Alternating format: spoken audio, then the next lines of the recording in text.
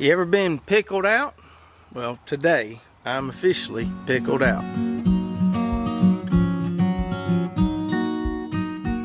What's up, Lazy Dog fam? I hope everybody out there is having a wonderful day. Today in the garden we're going to be doing a little quick plot turnover. So we're going to be getting rid of these cucumber plants right here, planting some heirloom climbing field peas in their place.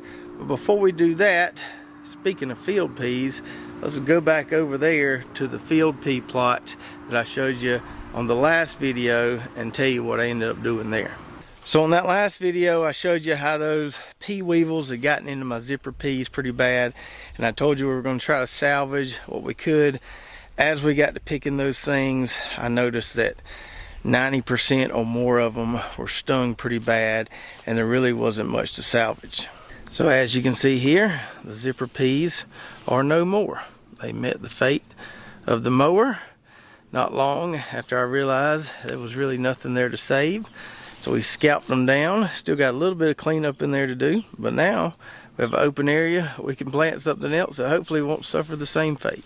And that's just gardening, folks. In some years with some crops, you just realize you're fighting a losing battle. It's better to throw in the towel on that crop, regroup, get yourself back together, try again with something else. And while we're over here in this plot, I was going to show y'all something really interesting about our okra here. But we got a good bit of rain yesterday, so it's not quite as obvious as it was yesterday. But I'll tell you about it anyway, and if you really want to see what I'm talking about, you can go to our Instagram page. We have a reel posted there where we show the obvious differences between these dwarf okra plants on the end, which have not been pruned, and all these other varieties that we're pruning. So maybe here, if we take a closer look, we can see a little bit of evidence of what I'm talking about. So we have 4 or 5 plants of this variety here called dwarf bush longhorn okra. And since it's a dwarf variety, you're not supposed to prune it. All these other varieties towards that way, we have pruned those. That's why you see a lot more leaves on these than you do those over there. So what I noticed during this drought with these dwarf okra plants is that their water demand was so much higher than those other plants that we pruned. I mean, ridiculously higher. I just poured the water to them, and I still couldn't get those plants to look happy until we got that good rain last night. So that tells me something about these dwarf plants that you're not supposed to prune. They have a much higher water demand than regular okra varieties just because they have so many more leaves on them. It also tells me that pruning okra may be a good way to take care of the plants if you're in a period of drought. Pruning those plants, not having so many leaves on there, is going to reduce the water demand. And our pruned okra plants look really good throughout the drought. They looked a couple of times wilty, but once I put a sprinkler on them, they would look fine. The dwarf ones, you run a sprinkler for several hours and they still look rough. And you can see some of the consequences of that dry spell on these dwarf okra leaves. You see that one there? It's just browned up all around the edges. Same thing with that one there. We come over here, that leaf there looks pretty pitiful. And these things were just struggling until we got a little bit of groundwater or ground moisture restored yesterday. Hopefully we'll get some more rain. I don't know if I can keep these things alive if we get back in another dry spell. All right, so now back over to this plot here where we need to do a little crop turnover today. So we got our cucumbers here growing. They're still growing, they're still producing okay. The plants are starting to look a little rough, and I'm just kind of tired of cucumbers. We have had really good production off the Supremo and Corrento variety. We've eaten lots of cucumbers, made lots of pickles, give away boodles of cucumbers, and I'm just ready for something else right here. Just pickled out. You ever get pickled out? I'm sure it's happened to more people than just myself, where you just get tired of picking cucumbers. So I came in here earlier and picked what was left on those plants. You can see they're still producing pretty well. Now a lot of those are too big because I hadn't picked these for a couple days, and it rained yesterday, so a lot of them got too big, and I'll go through these later. I'll give the overgrown ones to the chickens, and we'll keep the ones that haven't gotten too big. But production is still not terrible. I'm just tired of picking cucumbers. Another thing is the plants here. While some of them look okay and the production is still not bad, we're getting a lot of rough looking leaves in here. And a lot of times when it gets to this point, I just feel like I'm spreading disease everywhere. So I'm better off just getting these out of here. If I wanted to plant some more cucumbers somewhere else, I could. I don't know that I will. I'm gonna get these rough looking plants out of here. Now, we talked about this a little bit when we were pulling our summer squash plants out of this plot a few weeks ago, but I'll mention again because I think it's really, really important to understand as a backyard gardener how crucial it is to remove as much of these disease plants as you can. So we don't want to leave these here. We don't want to create any more fungal issues than we already have there. We want to be real particular about our crop cleanup with these plants that have disease on them. Obviously, I'm not going to put them in my compost pile. If you can get your compost pile really, really hot, go for it. But we're not going to compost these. I'm either going to throw them in the woods or throw them out there in the yard and chop them up with a lawnmower. So we've got several things we need to do here to get this cleaned up and ready to plant something else. We got to pull up those cucumber plants. Obviously, we'll take as much off of that panel as we can, pull as much of those plants off of there. Like I said, chunk them in the woods, chunk them in the yard, hit them with the lawnmower.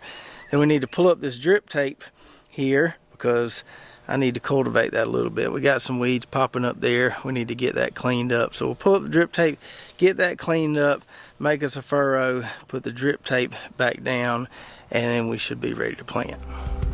So you keep on dancing on the surface, 'cause I still put that pressure on you. Time out. I about made a huge mistake just then. Now, thankfully, most of them flew away without getting me. There was about 10 wasps right there that was just waiting to eat my lunch. I'm glad I saw that before they jumped on me.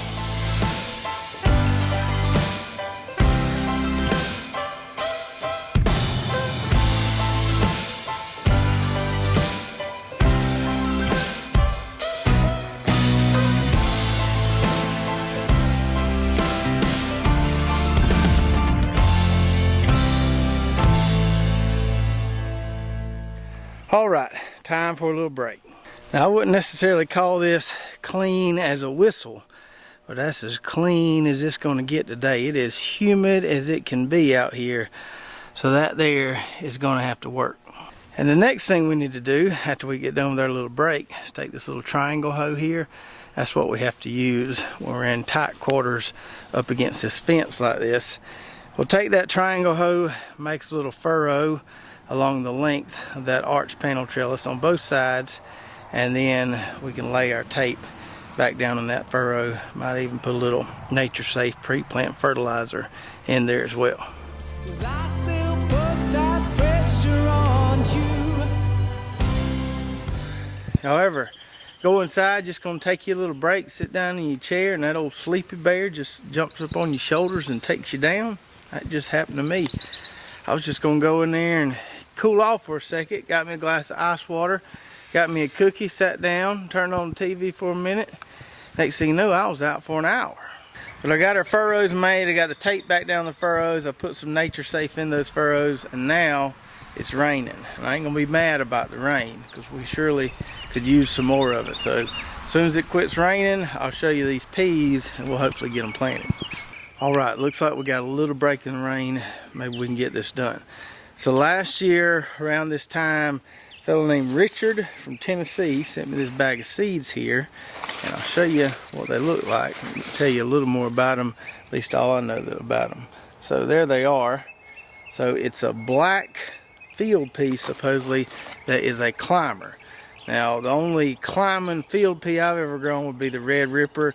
You can eat those. We tend to grow them a lot as a cover crop. This is a climbing field pea as well, with a dark black pea there. So we're going to give them a try on our arch panel trellis here. Now, since it's been a while since I received these, I don't remember a whole lot of what Richard told me about these, except it was a climbing field pea.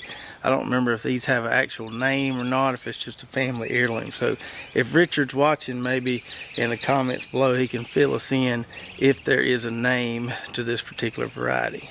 Now you might be thinking, well Trav, you just had to mow down some field peas because the pea weevils got after it, and now you're going to turn around and plant some more field peas? Yep, I sure am. So one thing I noticed with them zipper peas that the weevils had got after was that the peas that were kind of down inside a lot of the foliage of the plant were stung up a lot worse than the peas were sitting on top. Now they were all stung to some degree, but the ones that were down in the plant foliage were in really bad shape. The ones on top weren't quite in bad a shape.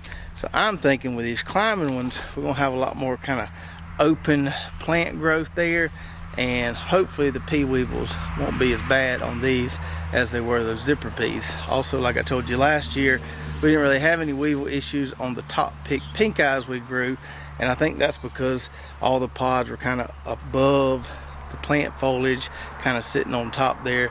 There weren't a lot of them down in the leaves. So here's our little furrows we made. Got the tape laid down in those furrows with the emitters facing up towards the sun. We put a little bit of Nature Safe 855 down in that furrow as well. Now when I'm planting peas, whether it's English peas or field peas like this, I like to plant them real thick. So I'm gonna drop them in there, probably a seed at least every inch or so. I got plenty of seeds here. We're gonna plant them in there thick just in case they don't all come up. Now we got them in the furrow, I'm just come on the other side here and just lightly close this furrow here. And then I'll come back behind there and kind of tamp it down a little bit. Well, we got that done right in time now. It's sure enough coming down out there. There's a lot of rain coming this way from over yonder. So hopefully these field peas do well for us, much better than our zipper peas did. I think I'll be able to keep the plants covered and sprayed a lot better on that arch panel trellis as compared to those zipper peas that were on the ground there.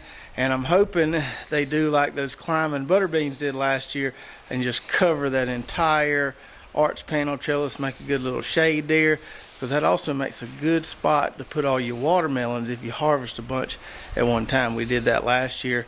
Once we had that complete foliage canopy over that arch, we put our watermelons in there. They stay nice and shaded till we're ready to eat them. So I hope you enjoyed the video today, and I'm about to enjoy some of this rain. I think I'll sit out here in this cool breeze and just watch it rain for a little while. If you've ever grown any of those dwarf okra varieties and found them to be more thirsty than other varieties, let me know about that in the comments below, and also let me know if you've ever seen these black climbing field peas before. If you're watching on YouTube, make sure to check out our affiliate links below. A lot of great companies that we use in our gardens here at Lazy Dog Farm. Even got some coupon codes for some of those so you can take advantage of those discounts. Don't forget to go check out our website, lazydogfarm.com, where we've got hats, shirts, recipes, our garden blog, recommended products, all kind of good stuff over there. If you did enjoy the video, make sure to subscribe, hit that notification button, like, and share, and we'll see you next time right here at Lazy Dog Farm. Oh, farewell. By the beauty of your life,